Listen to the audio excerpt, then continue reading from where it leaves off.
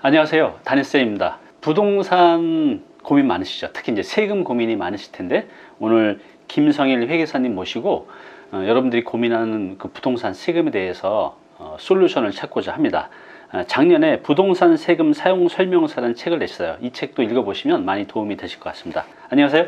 네, 안녕하세요. 네, 본인 소개 좀 부탁드리겠습니다. 네, 안녕하세요. 김성일 회계사라고 합니다. 온라인상에서는 리겔이라는 닉네임으로 활동을 하고 있고요. 네. 3일 회계법인에 있다가 과도한 야근을 견디지 못하고 조그만 해외계법인에서 있다가 네. 작년 5월부터 이제 개인 사무실을 통해서 진행을 하고 있습니다. 그래요.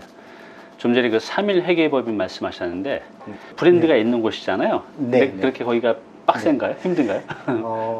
최고의 이름을 유지하기 위해서 업무도 많고 네. 오려고 하는 인원들도 많고 많죠. 네. 그리고 그 속에서 이제 경쟁도 당연히 있기 때문에 힘든 거는 맞지만 사실 제가 이제 이렇게 업무를 할 수 있는 거는 3일 회계법인에서 배웠던 여러 가지 내용들이 이제 업무를 진행하는데 큰 도움이 되고 있습니다. 좀 젊었을 때는 그렇게 좀 네. 빡센 곳에서 하드 맞습니다. 트레이닝을 한번 받아보는 거 네네. 좋은 것 같아요. 네. 좀 전에 말씀드린 대로 지금 이 세법이 예전에는 일부분의 분들께만 해당이 됐었는데 지금 이제 부동산 가격도 많이 올라갔고 세법도 많이 강화가 돼서 이제는 누구 특정한 대상이 아니라 많은 부분들이 다 이제 관심을 갖고 계신 것 같아요. 그래서 요즘 찾아오신 분들이 가장 큰 이슈가 양도소득세잖아요. 네. 굉장히 이거를 잘못 계산했다가는 네. 어마어마한 진짜 세금 네. 폭탄을 맞게 되는데 요즘 이제 가장 많이 이렇게 상담하시면서 양도세 관련해서 네. 주의해야 될 거, 네. 유의해야 될 거 있으면 이제 말씀 좀 부탁드릴게요. 양도소득세 최근에 이제 큰 이슈가 이제 정리가 됐죠. 네. 이제 어떤 거냐면 다주택자가 다른 물건을 양도를 하고 남은 물건이 비과세 대상이 됐을 때 이 비과세의 적용을 언제부터 해주는가 뭐 일시적 2주택 이런 이제 포함을 상황이 해서 그렇죠? 네네. 네.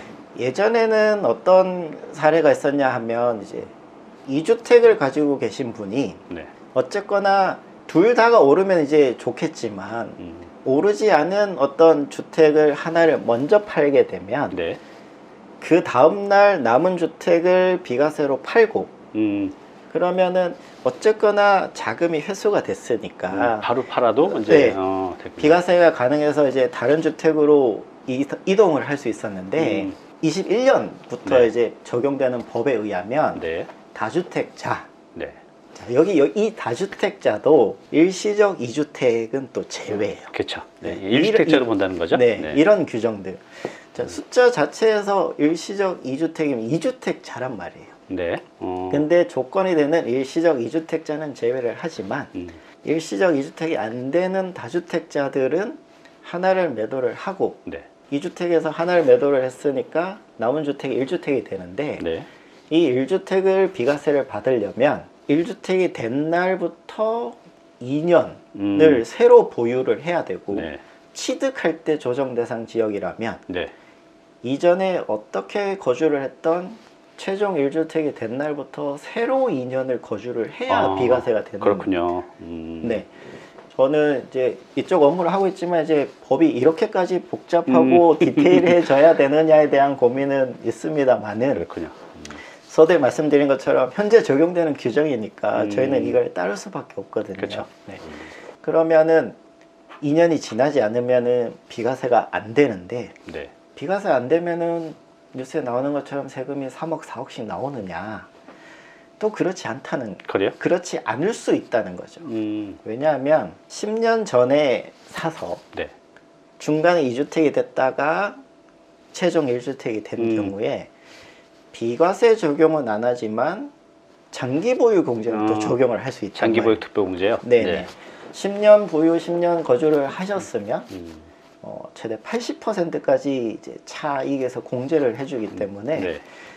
실제 계산을 해보면은 물론 이제 시세 상승에 따라서 상승액이 많으니까 뭐 억 단위의 세금이 나오기는 하지만 네. 차익 대비해서는 이제 세율 비율 자체는 이제 그렇게 크지 않을 수 있어요. 그런데 이 비과세 조건을 판단하는 일자와 장기 보유를 계산하는 일자 자체가 다른데 네. 뭐 우리나라 사람들 이제 저도 성격이 급합니다만은 이제 성격이 급해서 그런 건지 네. 아니면 익숙하지 않아서인지 아니면은 전문으로 하지 않아서이기에 그럴 수밖에 없는 건지 많은 분들이 이제 이 규정을 적용을 하면서 비과세 규정과 장기 보유의 날짜를 이제 같이 생각을 하시는 거예요. 네. 그러면은 세금이 제법 큰 금액이 왔다 갔다 하니 의사결정을 잘 정리가 안 되실 수 있죠. 그래요. 그러니까 지금 이제 가장 큰 이슈는 이제 양도소득세인데 우리가 양도소득세를 크게 줄일 수 있는 건 이제 두 가지인 것 같아요. 1세대 주택 비과세 요건을 맞추는 거, 또 오래 보유하셔서 장기 보유 특별 공제 받는 거. 이거 말고는 특별히 뭐 우리가 뭐 집 아니면 뭐 부부 공동으로 한다든가 네. 이런 거 말고는 이제 특별히 줄일 게 없죠. 뻔해요. 근데 내가 1세대 1주택 비과세 요건이 되는지 또 언제부터 되는지 어떤 요건으로 되는지를 정확히 파악하는 게 굉장히 중요한데 이게 굉장히 복잡해졌어요. 맞습니다. 예전에 굉장히 간단했거든요. 그래서 내가 1세대 1주택이 비과세가 되는지 이거에 대해서는 여러분들의 생각으로만 판단하지 마시고 그게 맞는지 전문가한테 꼭 확인을 해보시기 바랍니다. 또 지금 세법이 바뀐 게 좀 전에 말씀하신 대로 이제는 내가 1주택이 남은 상태에서 예전처럼 바로 팔아도 비과세가 되는 게 아니라 2년 보유 또는 이제 거주를 해야 되는 상황도 있기 때문에 이게 이제 나한테 이 요건이 적용이 되는지도 이제 판단하셔서 팔기 전에 반드시 팔기 전에 전문가의 상담을 받는 게 굉장히 중요합니다. 이제 그 다음에 우리가 이 상속세나 증여세 또 취득세, 양도세는 딱 한 번만 내는 거잖아요. 네. 근데 이제 보유세인 종합부동산세는 매년 내잖아요. 그러니까 이게 굉장히 큰 부담이죠. 또 지금 계속 이제 늘어나고 있단 말이죠. 그래서 지금 그 어느 때보다 양도세도 굉장히 고민이지만 소득이 크게 없으신데 조금 비싼 집을 갖고 계신 분들은 이런 이제 종합부동산세에 대한 고민과 부담이 굉장히 큰데요. 종부세 어떻게 좀 네. 효과적으로 줄일 수 있는 방법이 이것도 있을까요? 말씀을 주셨지만 종합부동산세라는 세금 자체는 6월 1일에 네. 등기부에 이름이 올려 있다는 이유로 부과되는 세금이라서 그럼 팔려면 5월 30일 30일까지 네, 팔아야 네, 되나요? 네. 잔금 기준인가요, 그게? 그렇습니다. 잔금과 등기 이전. 등기 이전. 네. 그래서 사실 보유하고 있는 상황에서 종합부동산세를 줄이기에는 매우 어렵고요. 그렇죠. 네, 네. 현실적으로. 그리고 작년 21년 12월에 이제 21년분 종합부동산세 고지서를 받으시고 많이들 놀라셨지만 네, 놀라보신 분이 많습니다. 세율이 바뀌기도 했고 공시가격이 올라서 올랐죠. 이제 많이들 힘드셨을 텐데 본 게임은 사실 22년입니다. 그런가요? 더 네. 높아지나요? 세율이 바뀌지는 않았지만 네. 종합부동산세에서는 이제 전년도와 비교해서 네. 너무 많이 올라가는 것을 방지하기 위한 이제 허들 규정이 있어요. 그렇죠. 네. 네. 그런데 최근에 이제 시세 상승이 많았던 아파트를 소유하고 계신 분들은 21년에 그 허들을 적용을 해서 그 금액이 나오셨을 수가 있거든요. 그렇군요. 자, 그러면 여기 잠깐만요. 죄송합니다. 네. 이제 이 부분은 조금 더 부연 설명이 필요할 것 같아요. 네. 그래서 이제 세금이 네. 전년 대비해서 뭐 500만 원이 올랐다. 그럼 예전에는 500만 원까지 다 안 하고 그 허들, 그러니까 이제 너무 부담이 되니 한 500만 원 올라도 200만 원까지만 세금으로 최대치를 했는데 지금 그 허들이 깨질 수 있다는 거잖아요. 네. 그래서 이번 해에 더 놀랄 수 있다는 그런 의미죠. 네네. 고지서를 잘 살펴보면 나와 있지만 네, 잘 안 사실 보죠. 우리는 그래서 얼마를 내는 데가 중요하기 때문에 이제 네. 그 부분만 본단 말이죠. 그렇죠. 네. 자, 그런데 표준지 공시가격 인상하에 발표됐고 이제 조금 있으면 이제 주택들 공동주택들도 공시가격 나오겠지만 네. 공시가격 인상분이 반영이 된 상태에서 네. 22년 종부세를 예상을 해보면 말씀 주신 대로 허들 때문에 500만 원이 계산됐지만 작년에 200만 원만 냈다라고 네. 하면 올해는 200만 원 기준으로 계산을 하는 게 아니고 네. 올라가 있는 허들을 계산을 하는 것이 아니고 네. 작년에 계산됐던 500만 원을 기준으로 계산을 하기 아이고, 때문에 올라가네요. 네, 올해가 이제 본 게임이 될 수 있다는 말씀을 미리 드리고요. 그럼 올해는 허들도 높아지고 네, 또 공시가격도 또 올라가기 올라가- 때문에 네. 이중 삼중고가 될 수가 있겠네요. 네, 네, 맞습니다. 그러면은 회계사님 알겠는데 종합부동산세를 줄일 수 있는 방법은 뭐냐? 그렇죠. 네.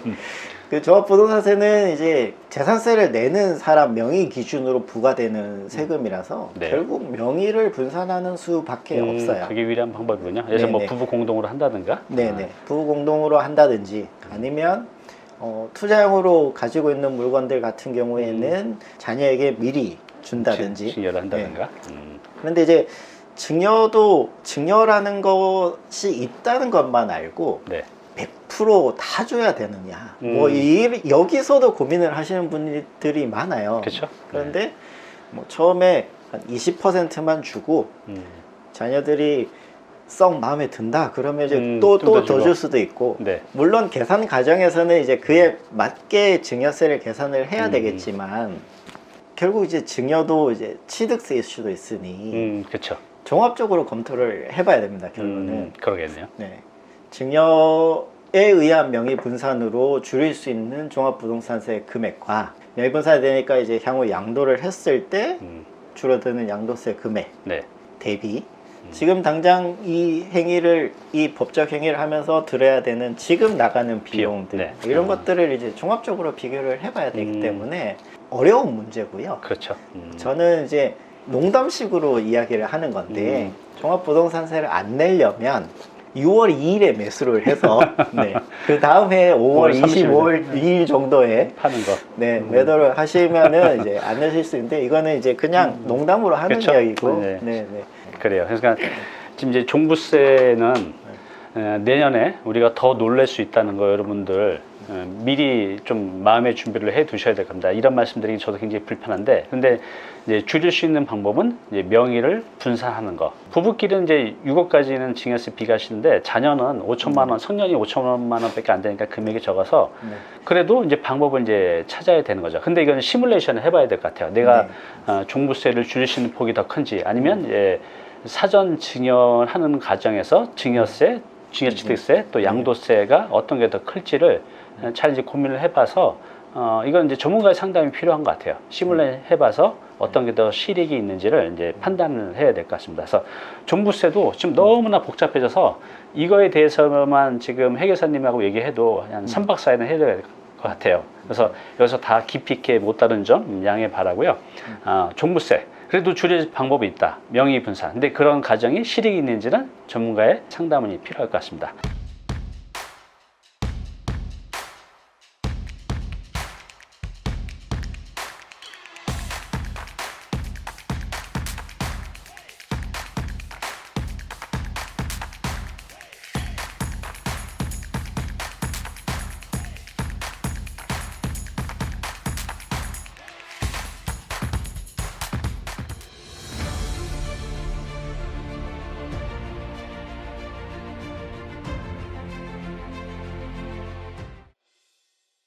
네, 오늘 정보 도움이 좀 되셨나요?